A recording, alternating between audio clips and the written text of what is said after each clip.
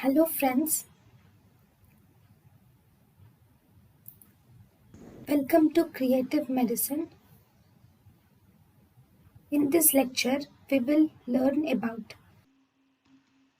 Now, for the diabetic retinopathy, there are few studies which are done for diabetic retinopathy.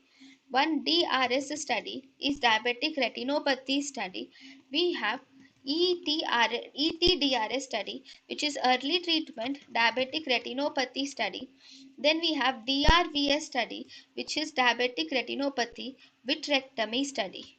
Okay, then if you see the picture of pan-retinal photocoagulation, so this is the picture for pan-retinal photocoagulation.